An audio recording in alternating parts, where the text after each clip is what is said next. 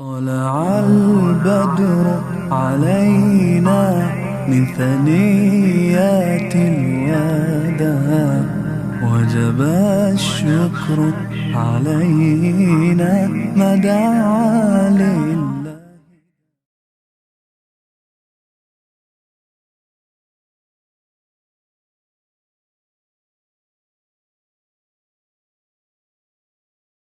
الله أكبر الله أكبر الله أكبر الله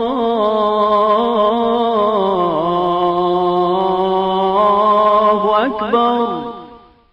بسم الله الرحمن الرحيم، والحمد لله رب العالمين، وأشهد أن لا إله إلا الله وحده لا شريك له، وأشهد أن نبينا محمدًا عبده ورسوله صلى الله عليه وعلى آله وأصحابه والتابعين ومن تبعهم بإحسان إلى يوم الدين.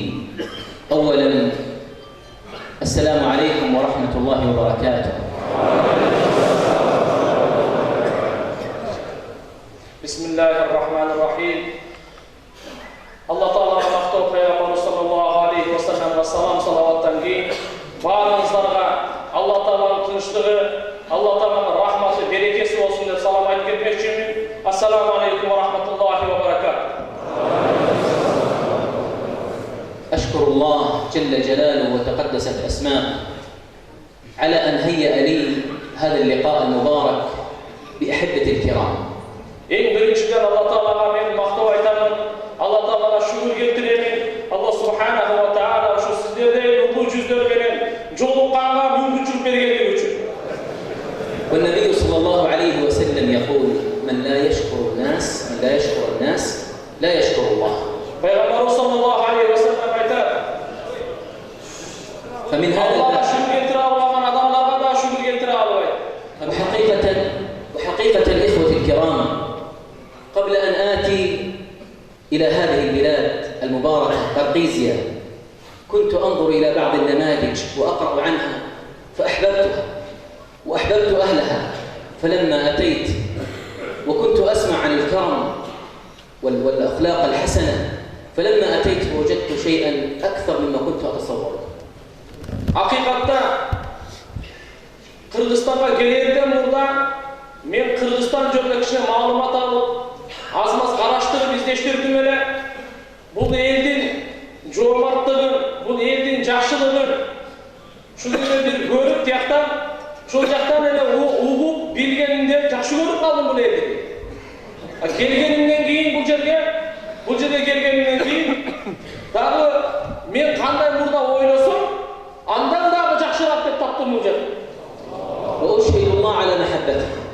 Men sizlerden şu jakşı görgönüme Allah Ta'ala'nı güven olup turup aytaman. وأسأل الله أن يجمعنا بهذا الحب في جنات النعيم. Allah Subhanahu wa Ta'ala'nı surap ketemin. Şu muhabbatın negizinde barınızda beyişte bir kılsın. أحبتي وإخوتي، Jakşı görgönlerim, bir tuğanlarım. حديث عن نبينا بأبي هو وأمي صلى الله عليه وآله وسلم. Atayelem kurban olsun Peygamber Muhammed Aleyhisselam'ın hadisi. رواه ابن ماجه بسند صحيح. ابن ماجه. İbn Mace rahmetullahi aleyh rivayet kılgan o hadisti. أن النبي صلى الله عليه وسلم سئل: من هو أفضل الناس؟ Peygamber sallallahu aleyhi ve sellem soralındı. Adamlardan en artığı kimdir? فانظر أخي الكريم إلى جواب النبي صلى الله عليه وآله وسلم. من هو أفضل الناس؟ Peygamber sallallahu aleyhi ve sellem'in cevabına adamlardan en artığı kim dep soralganda emne dep cevap verdi. قال: كل مخموم القلب صدوق اللسان. Peygamber sallallahu aleyhi ve sellem aytdı. Yüreğindeki gamı var, dilinde çınçıldığı var. قال الصحابة رضي الله عنهم وأرضاهم: أما صدوق اللسان نعرفه، صادق اللسان نعرف الصادق. Sahabalar aytdı, çınçıl degen, dilinde çın söylegen, anı düşünüyoruz dedi. فما مخموم القلب؟ Bakın kalp degen ne der aytdı? فقال النبي صلى الله عليه Peygamber وسلم: sallallahu aleyhi ve sellem aytdı. هو التقي Al deydi, takva, النقي taza, الذي لا إثم فيه hiçbir günahı yok, ولا بغي hiç kanday tonboyunluğu yok, ولا غل hiç qanday жүрөгүнү kek сактаган жок. ولا حسد. Эч кандай көрө албастыгы жок. انظر أخي الكريم، Урматтуу мусулман мутуган карасаңыз, النبي صلى الله عليه وآله وسلم Пайгамбар саллаллаху алейхи ва саллям اهتم بهذا القلب، ушу жүрөктүн тазалыгына канча көңүл бурду. لأنه إذا صلح Себеп дегенде жүрөк эке болсо, صلح الجسد كله. дененин баардыгы болот. الله أكبر. Аллаху акбар.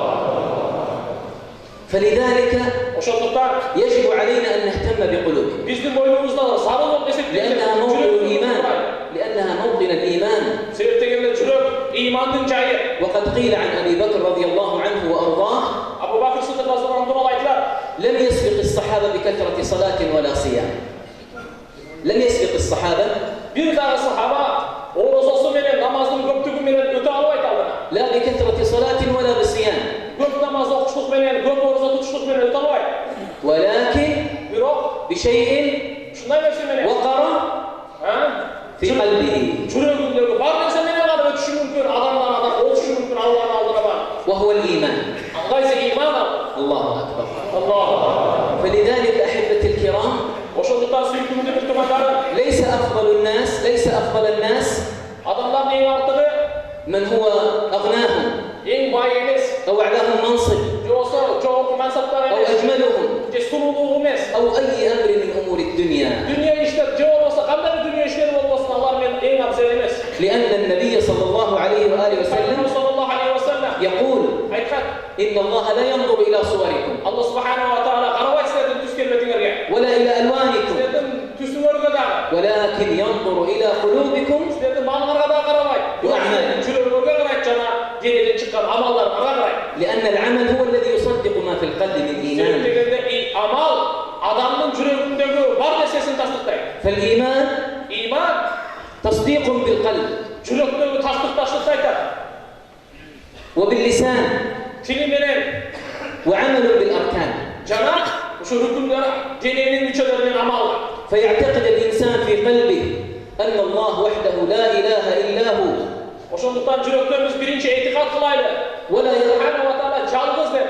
هو المتصرف بعباده، Андан башка илах, сыйымга ылайыктуу зат жок. Ал гана бардыгын башкарат деп. الخالق Жаратуучу, الرازق рызкы берүүчү, المحيي тирилтүүчү, المميت өлтүрүүчү. سبحانه جل جلاله وتقدست Allah اسمه.